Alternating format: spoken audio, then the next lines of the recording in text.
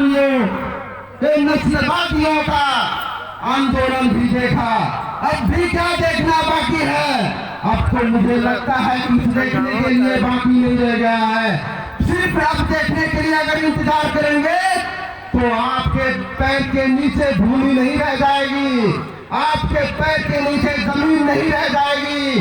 तब हम कहाँ पे इंतजार करेंगे? किस चीज की इंतजार करेंगे? किसका हम लोग परिकल्पना करेंगे? इसलिए आप लोग के बीच में अपना आलीशान गाड़ी बंगला सुख सुविधा संपन्न करोड़ों रुपया का मासिक तलब छोड़ते हुए डॉक्टर सीके राव जी आप लोग के बीच में आ चुके हैं, आप लोग को अधिकार देने के लिए।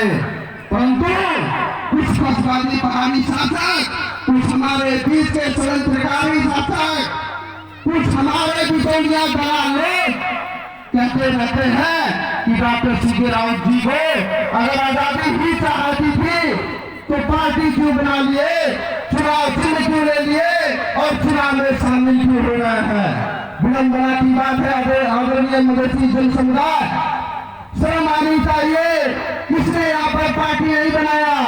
जो 17 वर्ष जंगल में घास पात खाते थे, घास भूसा खाते थे, पानी नहीं पीने के लिए मिल रहा था, वैसे व्यक्तित्व लोग भी तो पार्टी बना लिए। षड्यंत्र करके आपका सपना चकनाचूर कर लिए, आप भाई बंधुओं का सुहाग लूट लिए, हमारे आदरणीय महिलाओं का सुहाग लूट लिए। उनसे तो हम बहुत ज्यादा परिकल्पना किए थे कि हमसे तो कोई आकाश जीत के मिल जाएगा, पृथ्वी ही उलट पलट के सब कुछ मिल जाएगा। तो क्या मिला? तो पार्टी बनाने का मकसद ये नहीं हमारा, पार्टी से ही परिवर्तन हो पाएगा। और डॉक्टर सीके राउत जी ने तो पहले भी ऐलान कर चुके हैं कि पार्टी बनाकर भी हर असंभव को संभव किया जा सकता है। क्योंकि इससे पहले आप लोग को मालूम होगा, जब हम मंदसौर में आते थे, 2-4 भाई बंधु से हम लोग मिलना खोजते थे, एक छोटी छोटी कार्यक्रम करना खोजते थे, तो पुलिस प्रशासन हम लोग को गिरफ्तार कर लेती थी। आप लोग के बीच में आने का तो दूर की बात, 2-4 लोग गोल बंद करके हम लोग बैठ भी नहीं पाने का स्थिति हो जाता था। उसी का परिणाम आप लोगों ने देखा होगा। 2071 साल फागुन 7 थे, जब हम लोग मजगांव में कार्यक्रम करने का तैयारी किए, उस दौरान प्रहरी ने, पुलिस ने हम लोग के ऊपर काफी षड्यंत्र पूर्वक, बर्बरता पूर्वक हम लोग के ऊपर लाठी बरसाया, गोला भी डाला, वहाँ पर आंसू गैस फेंकी, हमारे कार्यकर्ताओं को 49 लोग के ऊपर देशद्रोही का मुकदमा लगाया। अभी भी हमारे कार्यकर्तागण, नेतागण देशद्रोही का मुकदमा झेल ही रहे थे। आप लोग का योगदान है, आप लोग का कदर है, आप लोग का आशीर्वाद है, आप लोग का साथ है, इस मुकाम तक कम से जिंदा ही आप लोग के आगे बोलने का, 2 शब्द बोलने का अवसर मिला।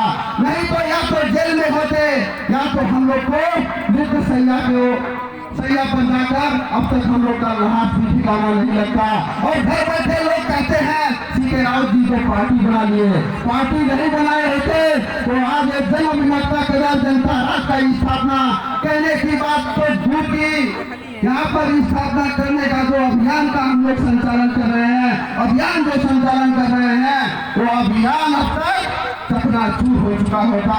इसीलिए डॉक्टर सीके राउत जी जो आजादी अभियान छेड़े हैं, उस आजादी अभियान के तरह यहाँ पर किसी व्यक्ति विशेष को नहीं देखना है, किसी जाति धर्म समुदाय को नहीं देखना है।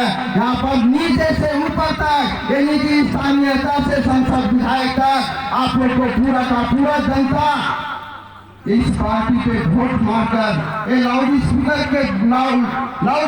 पर वोट मार के पूरा का पूरा कब्जा करना होगा।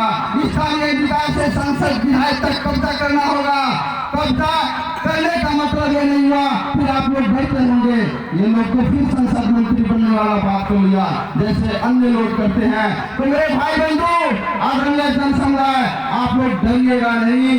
हम पहले ही कह चुके हैं कि हर असंभव को संभव बनाने के लिए ही डॉक्टर सीके राउत जी का जन्म हुआ है, और इसी के तहत डॉक्टर सीके राउत जी आप लोग के बीच में आए हैं। उन्होंने एक नहीं 1000 बार कह चुके हैं कि मैं संसद मंत्री विधायक बनने यहाँ पर नहीं आया हूँ, मैं मुख्यमंत्री बनने नहीं आया हूँ। इससे इससे ज्यादा तो मैं अमेरिका में बैठ कर भी कमा लेता था। मेरा कोई आवश्यकता नहीं था विदेश में जाने के लिए, विदेशी जनता के बीच में जाने के लिए, लेकिन उन्होंने देखा विदेशी जनता दर दर का ठोकर खा रहा है, विदेशी जनता दर दर का भड़क रहा है, विदेशी जनता का जल जंगल जमीन पे हमला बोला जा रहा है। उस हमला को हटाने के लिए, आपके भूमि पे अपना राज लाने के लिए उन्होंने सही मार्गदर्शन किया।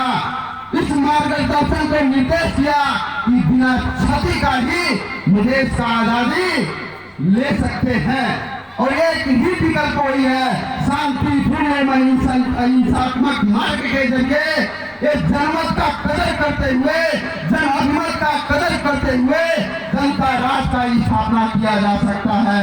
उसी तरीके तहत 2036 साल में आप लोगों ने देखा होगा निर्दलीय बहुदलीय का भी चुनाव हुआ, तो आप लोगों ने क्या चुना, निर्णय तो आप लोगों ने किया।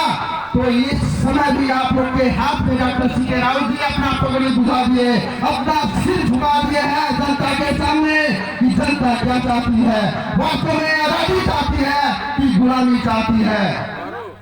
अगर हम आजादी चाहते हैं तो किसी पार्टी को नहीं देखना है, किसी दल को नहीं देखना है, किसी व्यक्ति को नहीं देखना है, किसी पूंजीवाद को नहीं देखना है, किसी समाजवाद को नहीं देखना है, किसी अहंकारवाद को नहीं देखना है। देखना तो सिर्फ क्या देखना है, छाप देखना है।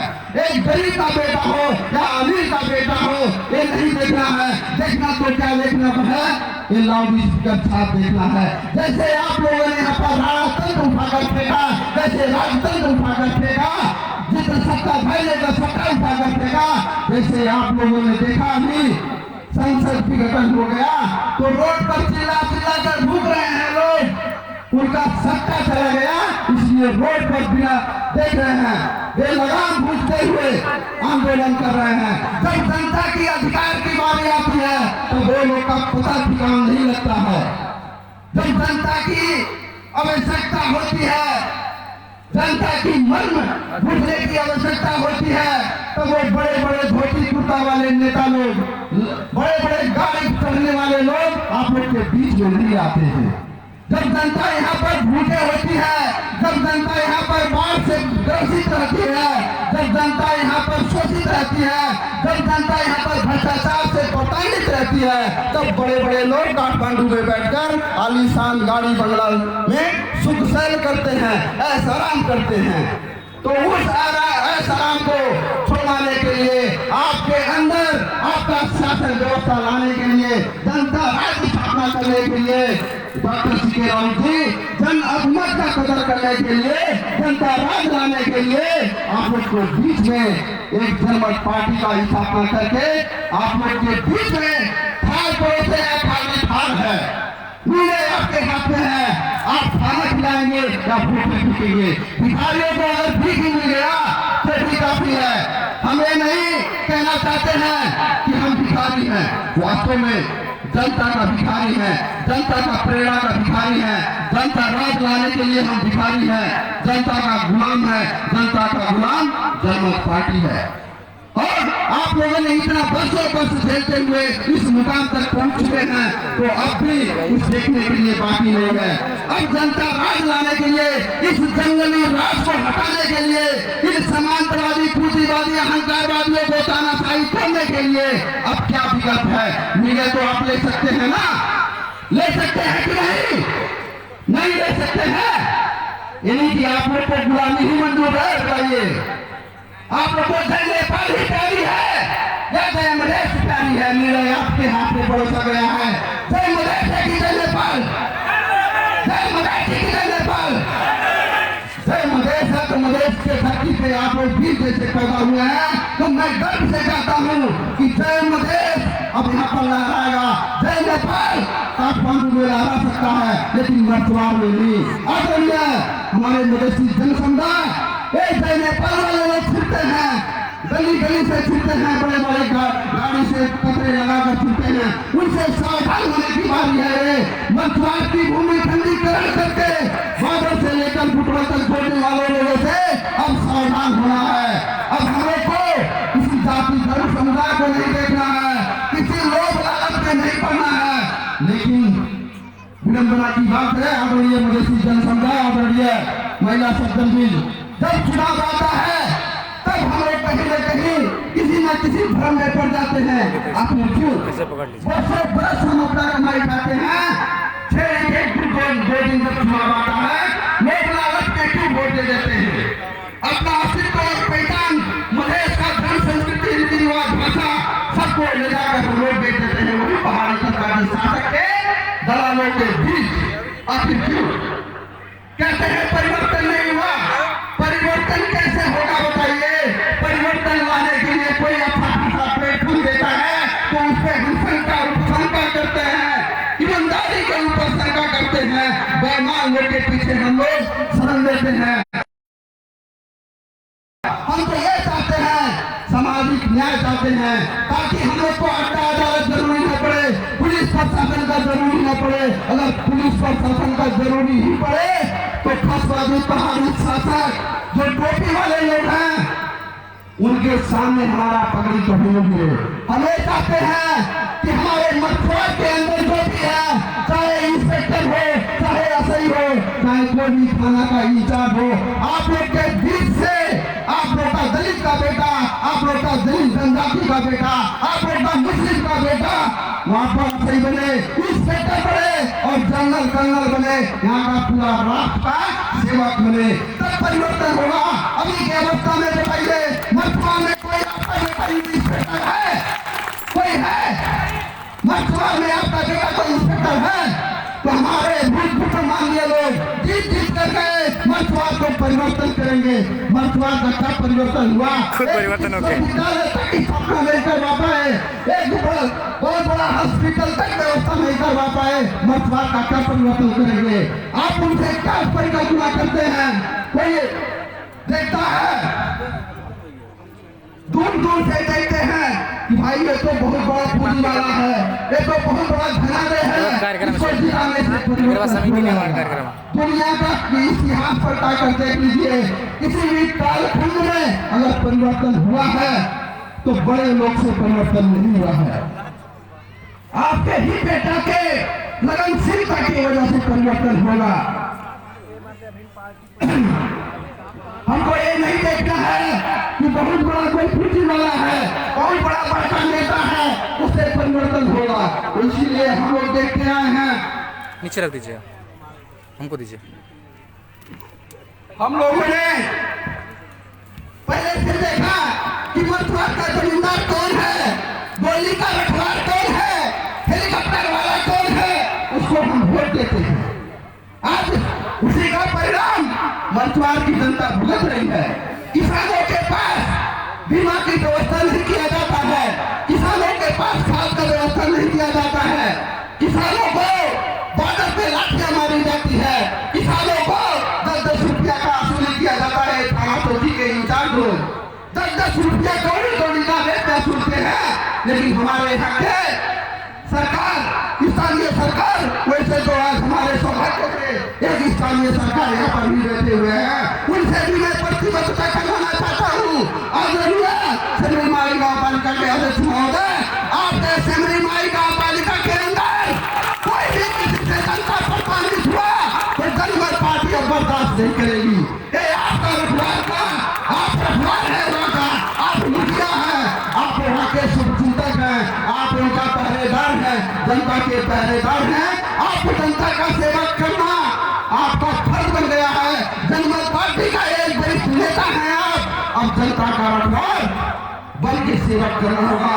यहाँ का पुलिस प्रशासन, यहाँ का जो भी नेपाल सरकार के पदाधिकारीगण हैं, सभी को स्थानीय सरकार का नियंत्रण और आदेश मानना पड़ेगा, क्योंकि स्थानीय सरकार का काम करते तो कहीं न कहीं अभी की अवस्था में ज्यादा है। लेकिन खुदा न कदाचित अगर ऐसा होता है, उससे पहले हमारे आदरणीय जितेंद्रनाथ शुक्ला जी जो भी किए हो, मैं विगत के दिनों में नहीं चाहता हूँ, लेकिन आज से उनका गलती करके देख लीजिएगा। आदरणीय हमारे जितेंद्रनाथ शुक्ला जी, उनके में काफी परिवर्तन आ चुका है। जनमत पार्टी के तहत जनता का हरेक, हमारे आदरणीय महिला सदन हो या हमारे ज्येष्ठ नागरिक पदाधिकारीगण हो, हरेक जनता का सिपाही बन के शिक्षा दिया है, स्वास्थ्य इसलिए मिला है, घर घर के गाँव में जाके रोड का मुआयना किया है। एक जनपद में आने के बाद काफी न काफी परिवर्तन हम देखते हैं उनमें। उससे पहले भी बहुत ही सेवा करते थे। मैं ये नहीं कहता कि उससे पहले सेवा नहीं करते थे, उससे पहले कुछ भी किए हो, लेकिन जब से जनता पार्टी में आया है, दिन गुना रात चौगुना मेहनत करके उन्होंने सहयोग कर रहे हैं। मैं आगे के दिन में उससे 10 गुना भरोसा रखता हूँ कि जनता पार्टी में लगकर जनमत का कदर करते हुए, अभिमत का कदर करते हुए जनता को, यहाँ पर अधिकांश जनता किसान है, किसान का प्राथमिकता बुझना पड़ेगा, खाद डीजल का समस्या बुझना पड़ेगा, बीमा का व्यवस्था बुझना पड़ेगा, स्वास्थ्य स्थिति का समस्या बुझना पड़ेगा। अन्य कोई समस्या है हमारे आदरणीय प्रभु शुक्ला जी, आप एकदम हाथ में हाथ साथ कंधे में कंधे मिलाकर आप लोग को मैं आपसे प्रतिबद्धता करता हूँ कि अभी वो वचन मत भी करेंगे, अपना मंतव्य में रखेंगे कि मैं जनता राज देने के लिए अभी तैयार हूँ, चाहे भले ही उनका कुर्सी क्यों चला जाए, वो जनता राज स्थापित करने के लिए आप लोग को पूरा का पूरा सहयोग करेंगे। मैं सिर्फ की करूंगा कि अब मंत्रालय में आप लोग की दाल करने वाली नहीं है, आपकी तानाशाही चलने वाली नहीं है। आदरणीय हमारे यहाँ सभी नगर पालिका के अध्यक्ष महोदय अब पूरा का पूरा संरचना परिवर्तन करते हुए मधेश की राजनीति में कुशल जल्दी आएगी। मधेश की राजनीति में आप लोग का जनमत का कदर जल्द ही होगा, और जल्द ही आने के लिए पूरा का पूरा स्थानीय निकाय से लेकर संसद विधायक पर संरचना परिवर्तन जब हो जाएगा तो हम लोग सांसद, मंत्री, विधायक, मुख्यमंत्री नहीं बनेंगे।